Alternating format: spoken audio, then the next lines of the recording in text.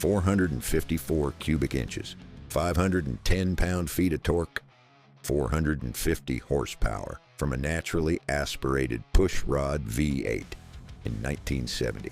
And yet somehow the very company that created this absolute monster tried to make sure you'd never hear about it, never see one, never even know it existed.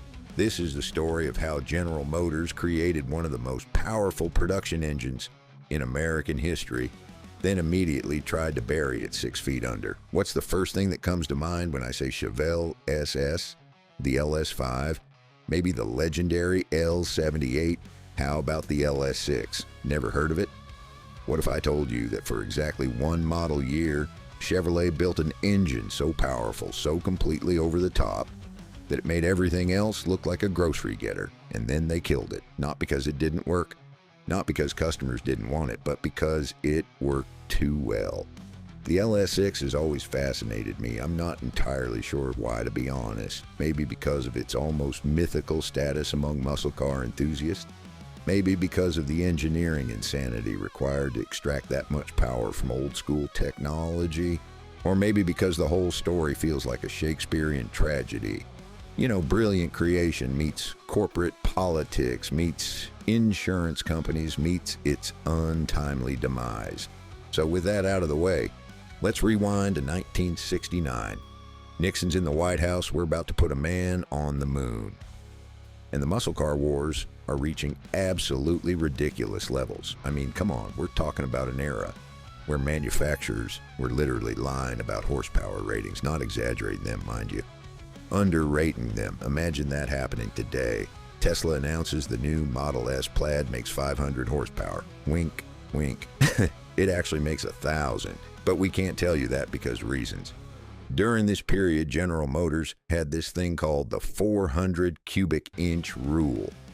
Basically, no intermediate-sized car could have an engine bigger than 400 cubes. Seems reasonable, right? Well, that's what they wanted the insurance companies to think. Meanwhile, behind closed doors, the engineers at Chevrolet were cooking up something special. And by special, I mean completely mental. The thing is, Pontiac had already figured out how to bend this rule. They just lied. The legendary GTO judges 400 cubic inch Ram Air 4.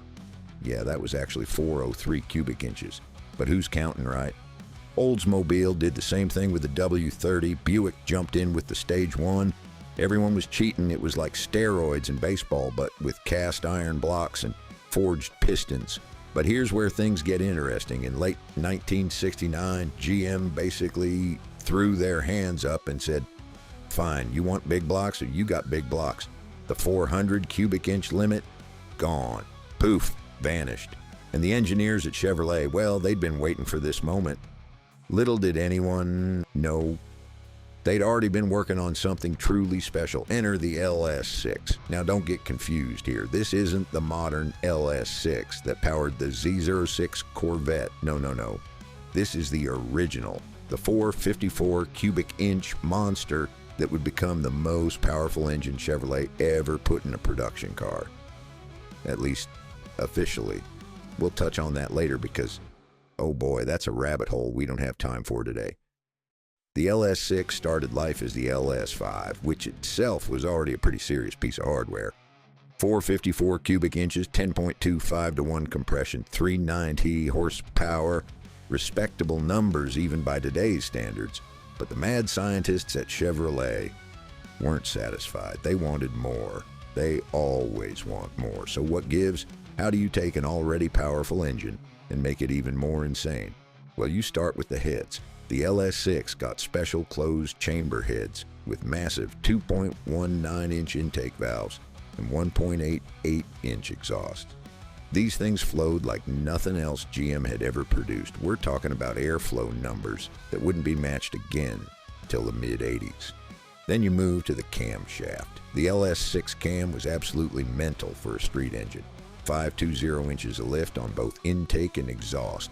Duration numbers that would make a modern tuner blush. This thing had more overlap than a Venn diagram convention.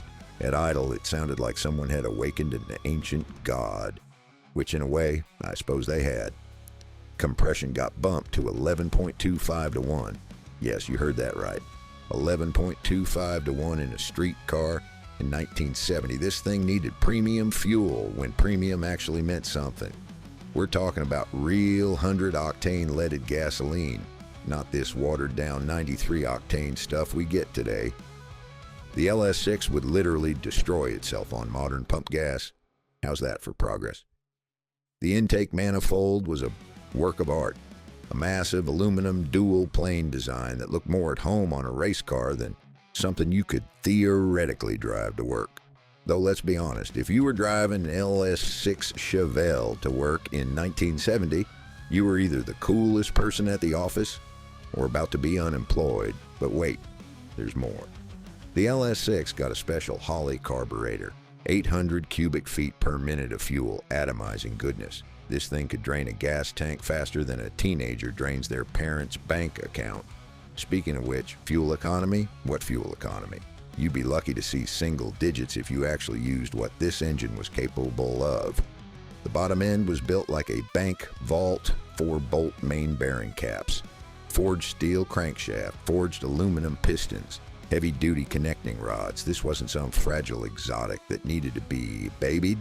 This was American iron at its finest. You could abuse this thing all day long and it would just ask for more. Exhaust was handled by cast iron manifolds that actually weren't terrible. I know, shocking, right? GM actually designed exhaust manifolds that didn't completely choke the engine. They fed into a true dual exhaust system with minimal restrictions. The sound? Imagine thunder if thunder was angry and had a drinking problem. Now let's talk about those power numbers, because this is where things get really interesting. Officially, the LS6 was rated at 450 horsepower at 5,400 RPM and 500 pound-feet of torque at 3,400. Impressive, right? But here's the kicker. Everyone knew those numbers were complete bullshit. See, back then, manufacturers rated engines using gross horsepower. That means the engine on a dyno with no accessories, open headers, and optimal everything. Even then, the LS6 was underrated. Independent testing showed these things making closer to 500 horsepower. Some people claim even more. With all the accessories and full exhaust, still well over 400 horses. In 1970, from a pushrod V8. Absolutely mental. To put this in perspective, the LS6 made more power than the legendary 426 Hemi, more than the Boss 429, more than anything Ford or Chrysler had in their arsenal. It was quite literally the king of the hill, the apex predator, the final boss of muscle car engines. But power's nothing without a proper platform, and this is where things get even more interesting. The LS6 was available in exactly two cars for 1970, the Chevelle SS 454 and the El Camino SS 454. That's it, two vehicles. You couldn't get it in the Corvette, which seems absolutely insane in hindsight. You couldn't get it in the Camaro, just the Chevelle and its truck cousin that nobody talks about. The Chevelle SS 454 LS6 was a complete package too. Heavy-duty suspension, larger sway bars, power front disc brakes, positive traction rear end with your choice of ratios. You could even get it with the notorious Rock Crusher 4-speed manual transmission. A box so strong it could probably survive a nuclear blast. Performance? Oh boy, where do I even start? 0 to 60 in 5.4 seconds. Quarter mile in 13.1 seconds at 107 miles per hour. These are numbers that wouldn't look out of place today. We're talking about a car that weighed nearly 4,000 pounds, had the aerodynamics of a brick and rode on bias ply tires that had about as much grip as a bar of soap on ice. Motor Trend tested one and called it the best supercar they'd ever driven. Car and Driver said it was terrifyingly fast. Even the insurance companies took notice. And that, my friends, is where our story takes a dark turn. You see, 1970 was a perfect storm of bad news for performance cars. Insurance rates were going through the roof. I mean, come on, you're giving teenagers access to 400-plus horsepower vehicles. What could possibly go wrong? The government was starting to make noise about safety and emissions. The EPA was literally formed that year.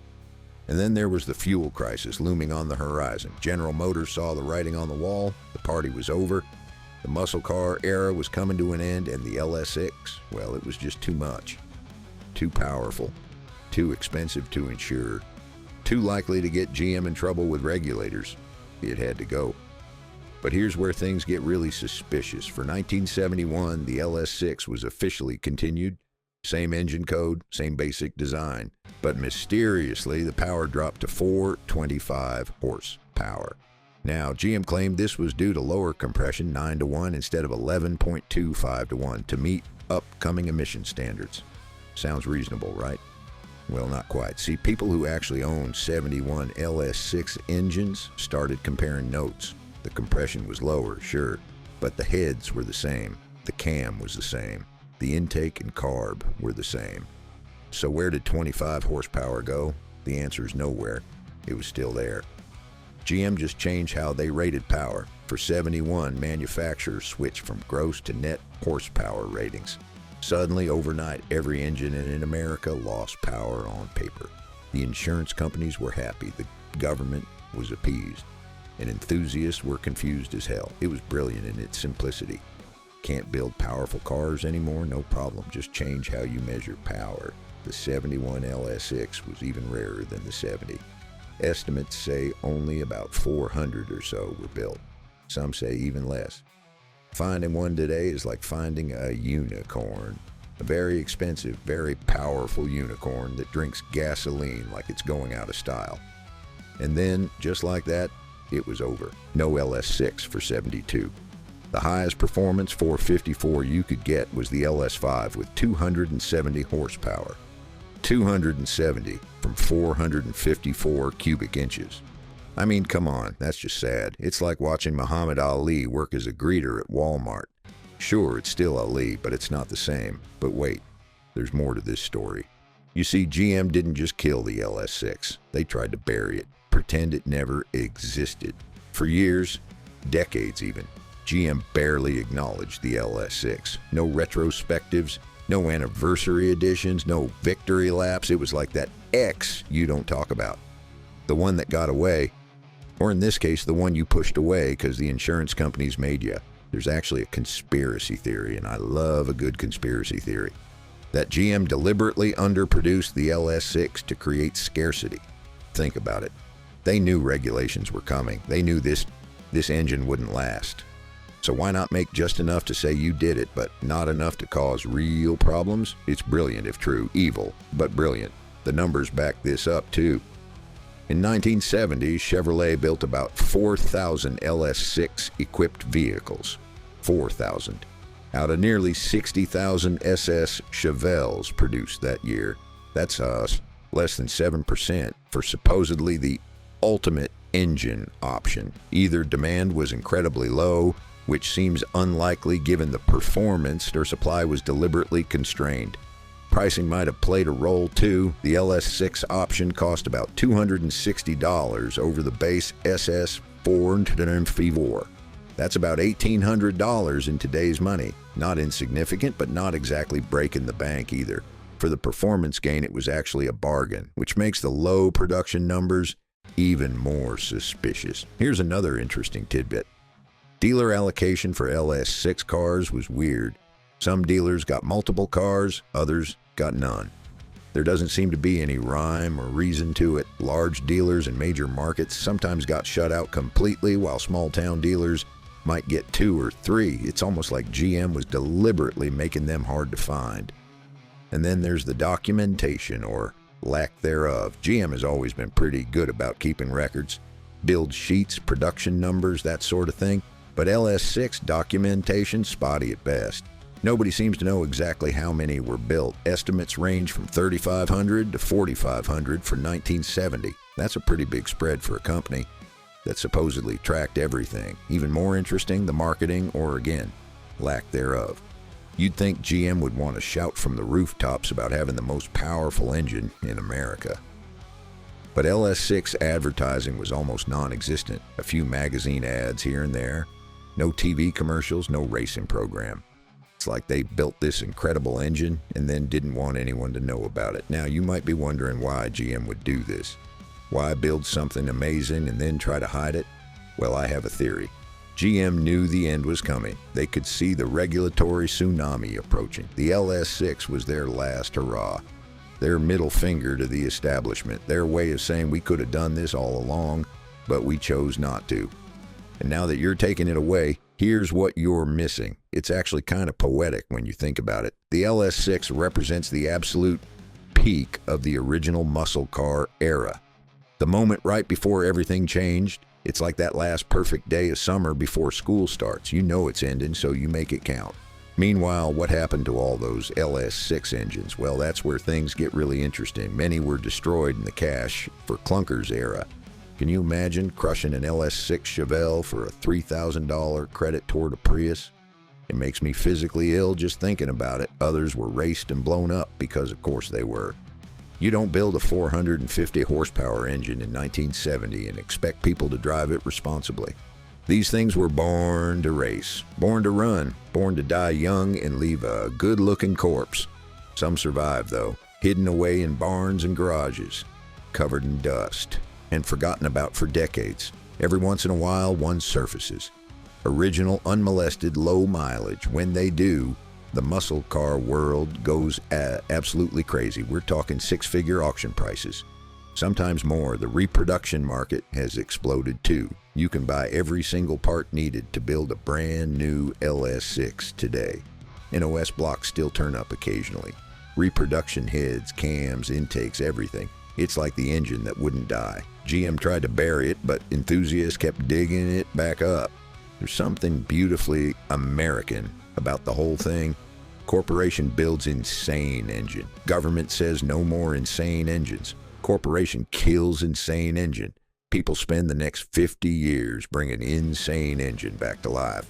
It's like mechanical resurrection, Frankenstein, but with cast iron and aluminum instead of body parts. Modern technology has made these engines even more insane too. With aluminum heads, roller cams, and modern fuel injection builders are getting 600, 700, even 800 horsepower out of basically stock displacement LS6 builds, naturally aspirated on pump gas. The original engineers would probably be horrified and impressed in equal measure. But here's what really gets me about the LS6 story. It represents a level of excess and ambition that we'll probably never see again from a major manufacturer. Today's performance cars are faster, sure, more efficient, absolutely, better in every measurable way. But they lack something, soul maybe, character, that raw, visceral, slightly dangerous quality that made cars like the LS6 Chevelle special. I mean, think about it. Today, if you want a high-performance car, you buy something with twin turbos, all-wheel drive, launch control, traction management, stability control, and 17 computers making sure you don't kill yourself. The LS6 Chevelle had none of that. It was just you, a massive engine, and physics. Good luck. Maybe that's why GM tried to bury it, not because of insurance or regulations or any of that, but because they knew they'd peaked. They'd created something so pure, so perfect in its imperfection, that anything that came after would be a disappointment. Better to kill it at its prime than watch it slowly fade away. There's a part of me that respects GM's decision as much as it pains me to say it. The LS6 went out on top, undefeated, undisputed, the champion that retired before anyone could knock it off its throne. In a weird way, that makes it even more legendary. Sometimes I wonder what would have happened if things had been different, if the insurance companies hadn't freaked out, if the government hadn't stepped in, if the fuel crisis hadn't happened. Would we have seen an LS7, LS8, 500 cubic inch production engines, 1,000 horsepower factory muscle cars in 1975? Probably not, to be honest. Even without external pressure, the muscle car era was unsustainable. You can only make things bigger and more powerful for so long before physics intervenes, or economics, or common sense. Though admittedly, common sense was in short supply in Detroit in 1970. Perhaps the real tragedy isn't that GM buried the LS6, it's that they had to. That market forces and regulatory pressure combined to kill not just an engine, but an entire philosophy. The idea that more is better, that too much is just enough, that if some is good, more is better, and too much is just right. Today's performance cars are objectively superior to anything from the muscle car era. A modern Camaro ZL1 would absolutely destroy an LS6 Chevelle in any measurable performance metric. But nobody's going to be talking about the ZL1 50 years from now. Not the way we talk about the LS6, because the LS6 represents something more than just power and performance. It represents freedom, excess, the American dream distilled into iron and aluminum. It represents a time when engineers could build something simply because they could, not because it made sense, not because market research said so, but because they wanted to see if it was possible. And that's why GM's attempt to bury the LS6 failed. You can kill an engine, you can stop production, you can pretend it never existed, but you can't kill an idea, you can't bury passion, you can't make people forget something that spectacular. The LS6 lives on in every built big block at every drag strip in America, in every restoration shop bringing another Chevelle back to life, in every kid who sees one at a car show and falls in love with cars, in every argument about which muscle car was really the fastest. It lives on because some things are too good to die, too important to forget, too legendary to bury. The LS6 wasn't just an engine, it was a statement, a declaration, a monument to excess in the best possible way. General Motors tried to bury the LS6. They failed, and thank God for that. Because in a world of increasingly sanitized, homogenized, computerized performance cars, we need reminders of what pure, uncomplicated mechanical violence looks and sounds like. We need heroes, even if they're made of cast iron and drink gasoline. So here's to the LS6, the engine that was too good for its own good, too powerful for its time, too legendary to die. GM might have tried to bury it, but all they did was plant a seed, and 50 years later, that seed has grown into something even more powerful than the original engine. A myth, a legend, an icon. 454 cubic inches, 510 pound-feet of torque, 450 horsepower. Numbers that don't even tell half the story, because the LS6 wasn't about numbers. It was about possibility. It was about pushing boundaries. It was about showing the world what Detroit could do when it really wanted to. And maybe, just maybe, that's the real reason GM tried to bury it. Because once you show the world what's possible, they'll never settle for less. And in 1970, settling for less was exactly what the future had in store. The LS6 had to die so that the automotive industry could live. A sacrifice on the altar of progress, but legends never really die, do they? They just wait, hidden away in garages and memories and build sheets, waiting for someone to bring them back to life, waiting for their moment to shine again. And every time an LS6 fires up, every time those 8 cylinders roar back to life, it's a reminder that some things are too powerful to bury, even if you're General Motors, even if you try your hardest. Some things simply refuse to stay dead.